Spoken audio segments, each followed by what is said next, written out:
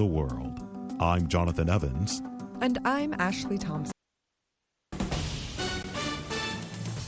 This is VOA News. Reporting by remote, I'm Joe Ramsey. At least 6 people have died in a stampede outside a stadium hosting an African Cup of Nations soccer game in Cameroon, an official said Monday. The governor of the central region of Cameroon said there could be more casualties. The stampede happened as crowds struggled to get access to a stadium in the capital to watch the host country play in Africa's top soccer tournament. Officials at a nearby hospital said they had received at least 40 injured people from the stampede. Soccer officials said around 50,000 people had tried to attend the match. More than a dozen mutinous soldiers declared Monday on state television a military junta has seized control of Burkina Faso after detaining the democratically elected president following a day of gun battles in the capital. The military coup in a country that was once a bastion of stability was the third of its kind in West Africa in the last 18 months, creating upheaval in some of the countries hardest hit by Islamic extremist attacks.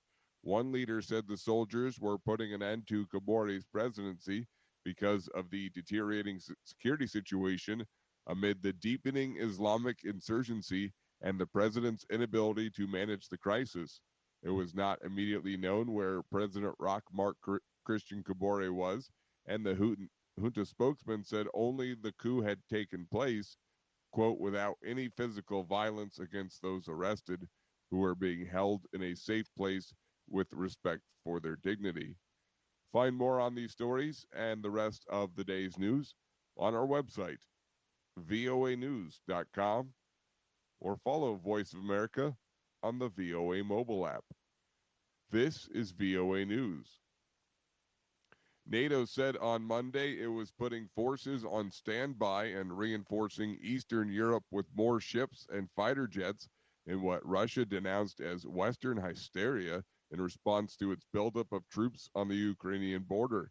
The U.S. Department of Defense in Washington said about 8,500 American troops were put on heightened alert and were awaiting orders to deploy to the region should Russia invade Ukraine. Tensions are high after Russia massed an estimated 100,000 troops in reach of its neighbor's border. Russia denies planning an invasion.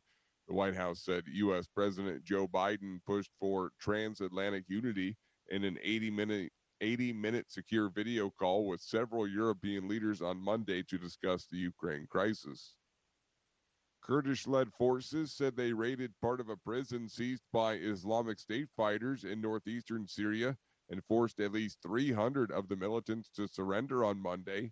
The Syrian Democratic Forces said militants were still holed up in other buildings and plans were underway to clear the rest of the detention complex. At least 180 inmates and militants and 27 security forces have died since Islamic State fighters attacked the jail on Thursday in a bid to free their members, officials have said. Islamic State's news agency said militants holed up in parts of the prison and in the vicinity engaged in violent clashes with Kurdish fighters on Monday for a 5th consecutive day. The SDF initially said it had thwarted the prison breakout, but later acknowledged that inmates had taken over parts of the facility.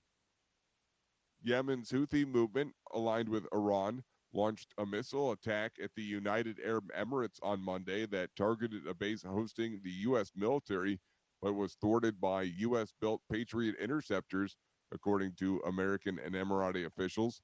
The attack, which sent U.S. troops into bunkers, was the second in a week on the UAE, the tourism and commercial hub of the Gulf region. Just 7 days ago, on January 17th, the Houthis hit a fuel depot in Abu Dhabi, killing 3 people.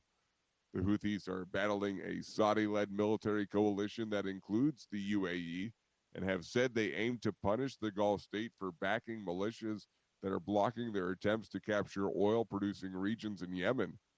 A Houthi military spokesperson said the group had fired ballistic missiles at an airbase used by U.S. forces and other sensitive targets. He said it also launched drones towards Dubai. The foreign ministry of the UAE called the attack a criminal escalation and said it had the right to respond. Reporting by remote, I'm Joe Ray.